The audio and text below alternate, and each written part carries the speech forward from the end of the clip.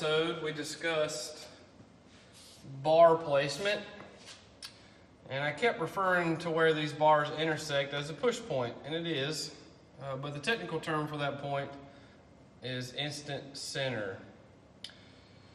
There's three things that happen that you want to look at when you're discussing bar placement or suspension stuff or whatever, and one is which direction they move in. Bar placement decides all of that. And then you want to look at how fast they move and how far they move. How far they move is going to be determined a lot by the spring and, of course, shock length. How fast they move, though, is going to be determined by two different things. One of them is going to be spring rate and length, and then the other is going to be bar placement. If this instant center line, or this instant center point, is moved further out, then the speed at which things happen is going to decrease. Things are going to slow down. If this bar placement or the instant center is moved in this imaginary line, then it's going to speed up. Things are going to happen quicker. So if you got a car that whenever you leave, you're applying a bunch of power and it goes straight to the top of the shock. And you see this happen a lot. With radio cars, they leave kind of gentle, and then at 30 or 40 feet out, the car just hits the tire, knocks it off. And everybody's like, man, I can't figure it out. Car's leaving good. Won't put a bunch of power in it, knocks the tire off out there. Well, it's probably coming to the top of the shock. You probably need some shock travel sensors or something to look at that, or some slow motion video. I've figured out more crap through slow motion video and suspension stuff over the years than I have any other way, really. So make sure you have 2 or 3 people on the starting line videoing the rear tire and the quarter so you can see separation. Somebody else is zoomed in at the 60 foot so you can see how far it separates when you actually apply a bunch of power to it. See if it's topping the shock out. Get somebody watching the front end. See when it's picking the tires up. It really takes a whole team. Anytime that I start telling people, you know, if they really want to start going fast, your program needs a program. It takes more than one person or 2 people to make a really fast program happen, and sometimes it's just extra hands to video crap like this. But anyway, so if we move this instant center point in, we speed it up, move it out, it slows it down. Now the second thing that speeds it up or slows it down and determines how far things are going to move is the spring rate. Now this is the second most important thing in the suspension, I believe. The first most important thing is bar placement and how it pushes on the car. The second most important thing is spring rate. And a lot of people get confused on this. A 12-inch 100 spring, that's the 2 numbers you usually deal with. First one's going to be length. Second one's going to be weight. A 12-inch 100 spring is going to have 12 inches of spring total, and then it's going to support 100 pounds for every 1 inch that you compress it. So if you have it on the corner of a car and this thing's going to be able to compress 6 to 7 inches before it gets in the coil bind, then this spring will theoretically support 600 to 700 pounds as long as everything's correct with the way the perch is adjusted.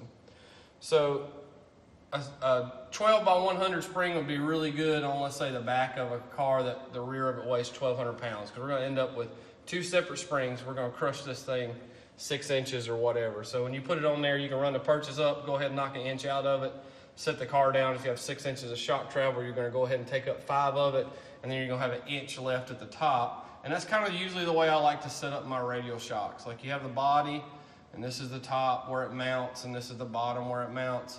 I usually like to leave 1 inch right here, especially if you got a high horsepower car, because we're going to try to use all of that extension that we can. We're going to take this thing and shorten it up. We're going to put a long, kind of light spring on it, so that way whenever it separates, what happens is, if you have a long, light spring, it compresses, every inch that it compresses will support 100 pounds. So every inch that it decompresses, we're only taking 100 pounds of pressure off of it.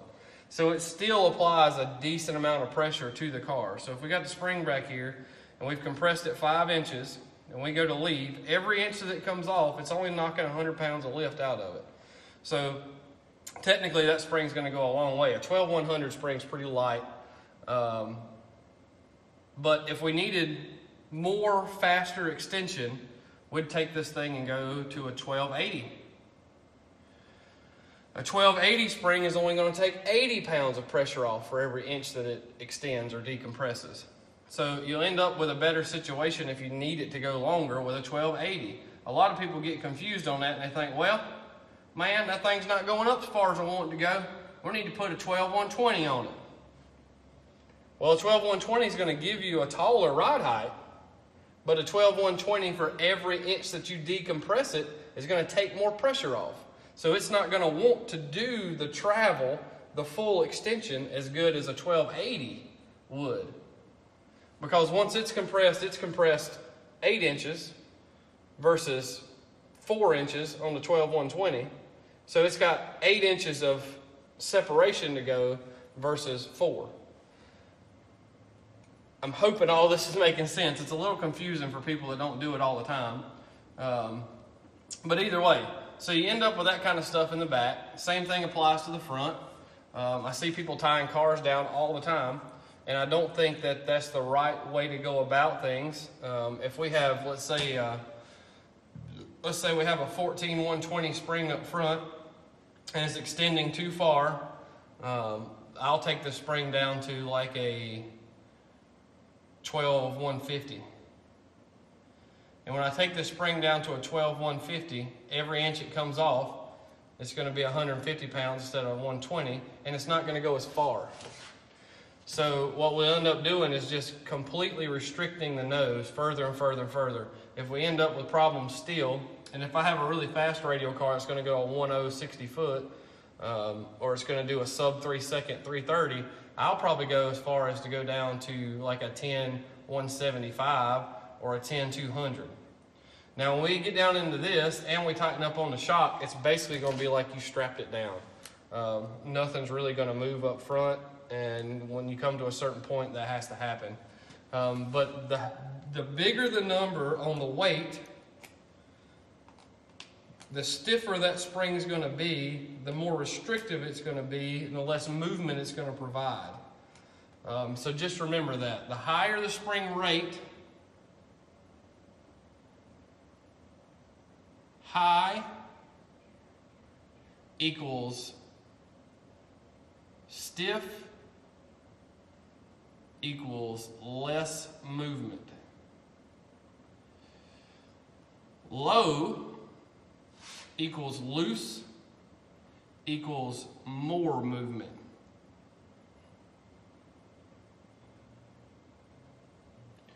So just remember that in the future. If you need the car to move more, we want a low rate, long spring. Long and low. Short and high. So that'll kind of give you a good guesstimate. Some people think that this is going to give you more, and it's not. Or a long and high is going to give you more, and it's not. And short and low is going to give you less, and it's not. This is just kind of a basic equation. Once again, I'd have to get your car in here and weigh it, determine what kind of power it's got, figure out where the instant center is, figure out where the front to rear bias is, figure out what the ride height's going to be, do all that kind of stuff to figure out what kind of rate we need. However, you can take this equation and start applying it to what you have and just moving in the correct direction, and it'll help you out. I mean, these videos are not to give you specific numbers. I have no clue what you're doing, what track you're on, any of that stuff. So speaking of what kind of track you're on, if I'm on a marginal track, I want things to happen quicker. I want a longer, lower spring rate shock, spring, long and low. And if I'm on a good tight track where everything that I apply is going to make things work, there's going to be no slip of the tire, everything's going to work out good, I don't need to put any extra weight on the back tire, everything's good, then let's say we're going to call it tight track, then I'm going to want a short, stiff spring. And then I'm going to start choking down on the shocks, but we'll discuss that in a later video. So for today, I'm just trying to give you a rundown of what we want to see in the spring rate. And it's nice to have an extra set just laying around, kind of in the direction that you think might work. But just a quick recap, if we want more movement and everything, we need a long, low spring rate spring. So you end up with 12-120, and we need it to go a little bit more, then we end up with a 14-100. If we need to stiffen things up, let's say it's topping the shock out and we've tightened the shock up, it can't do anymore, then we want to go with a shorter, higher spring rate spring.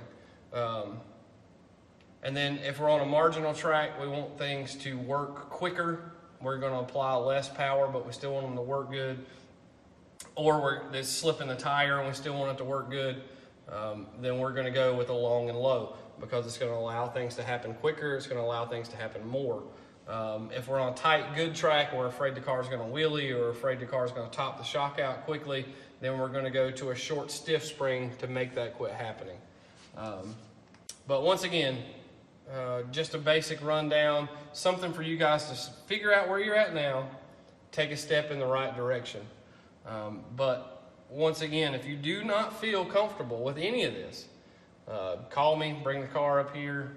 I'll help you get everything worked out. This is not, I feel like spring rates are not a one and done kind of deal. I feel like spring rates are a kind of a guesstimation, and then we take it to the track and we figure out which way to move. And generally I can get a car done in one spring rate change. So we'll take a guesstimation of it. That may be a little too tight or a little too loose. And then we throw a different spring rate at it and everything's fixed. But anyway, the next episode will be on shock placement, which people, I think, do not look at enough. And then it'll be at shock selection, valving speed, and how it has its sometimes negative effect on suspension. But anyway, I'm Rob. This is Rob's Rod Shop. Give us a call. I'm trying to help you.